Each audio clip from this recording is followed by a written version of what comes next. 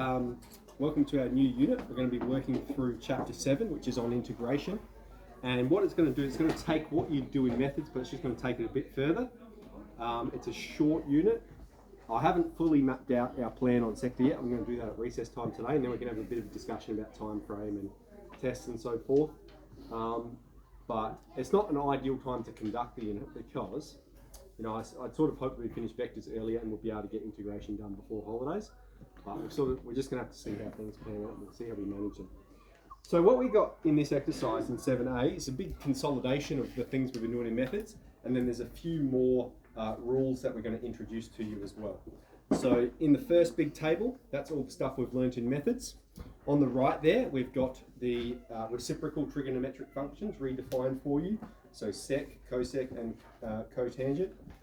Then we've got a couple of new rules regarding integration. So we're integrating, 1 on x, and we're integrating 1 on ax plus b. All right, so we learnt how to integrate ax plus b to the power of n, provided n does not equal -1. But in this circumstance, we're now learning how to do that. And the proof of that you can find in your textbook. I'm not going to go through the proof. Notice how it is for modulus. That's because ln of negative numbers do not exist. So we need to make it positive in order to find the natural logarithm of it. And then we've also got some points about integrating sine squared and cos squared. All right, we can rearrange them, we can manipulate them using double angle formula, and then have them in a form ready for us to integrate. So let's get straight into it. And I might just get a wipe up.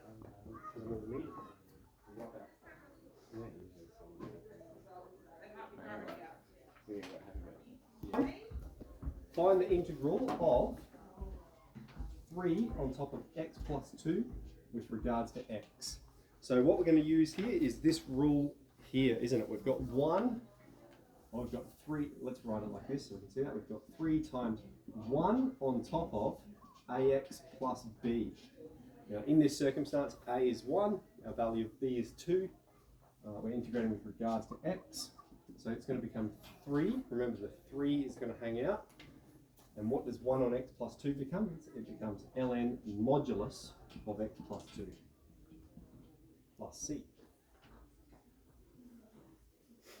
So that'll be our first one.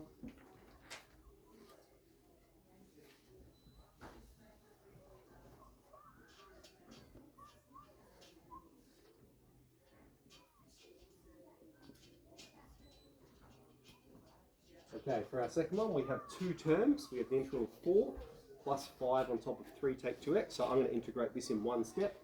The integral of 4 is 4x. And here we're going to have plus 5 multiplied by, and then we have 1 on top of 3 take 2x. So it's going to become 1 on a, so that's 1 on minus 2. All right, times ln of the modulus of 3 take 2x. Plus c. 1 on a, ln of ax plus b. Plus c. Alright, so that's b. Let's go for c. The integral of 3 cos squared of x. Alright, so before we can integrate that, we need to perform double angle formula to simplify it. So we're looking at the bottom box here. We've got cos squared theta can be arranged to half plus half cos 2 theta.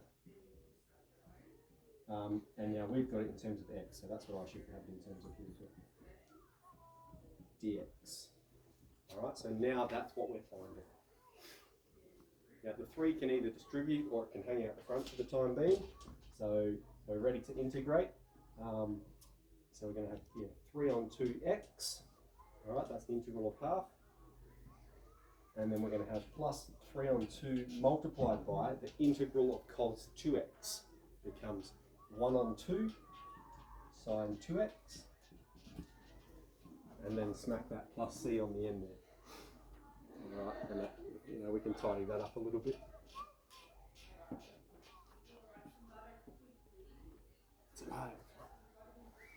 Okay, how many more we got? We've got a couple more, so we'll just clear. So question 2.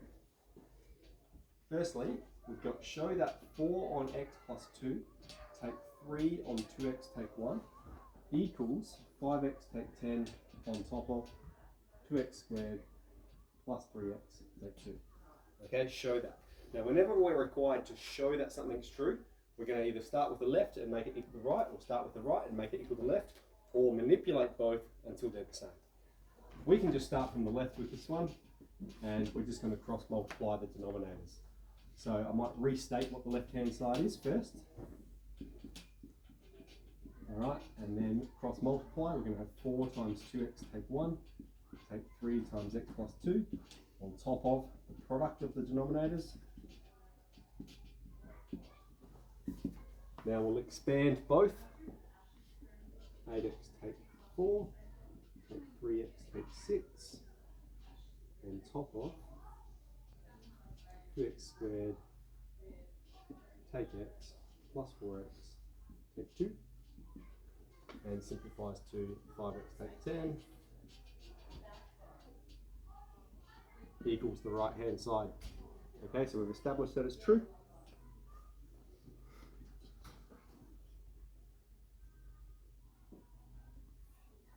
All right, part B, hence integrate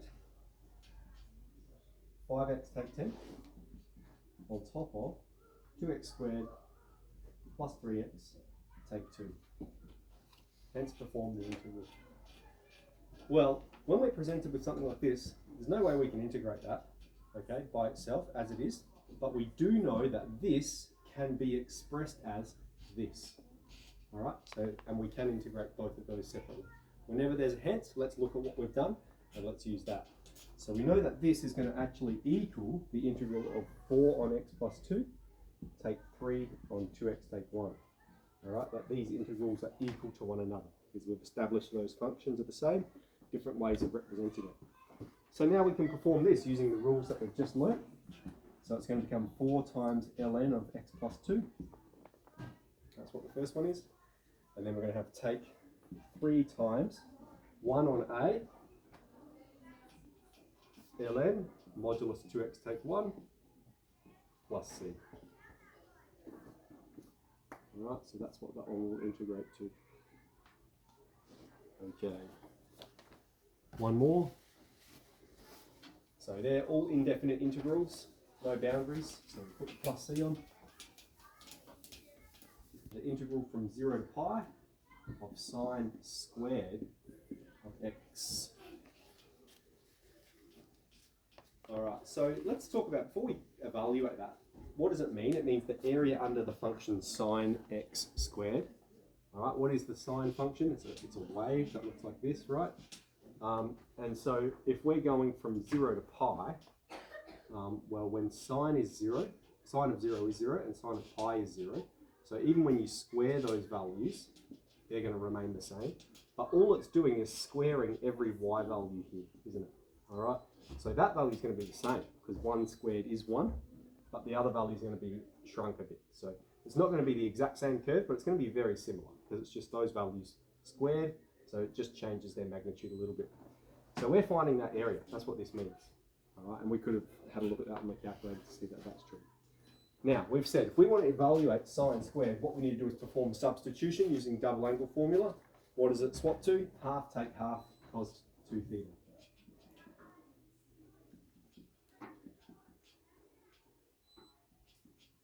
Cos 2x.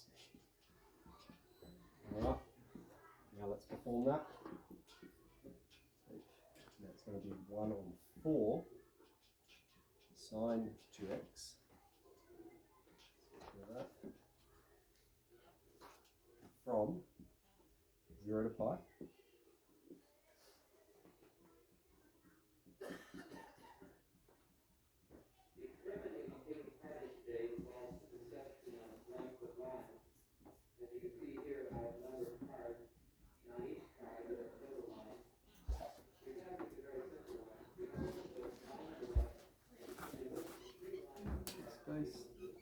So I'm just applying the fundamental theorem of calculus there.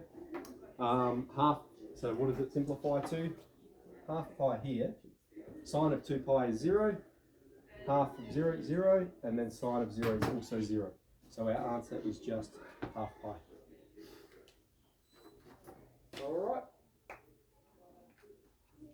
Wonderful. So that's enough to get us started on exercise 7A.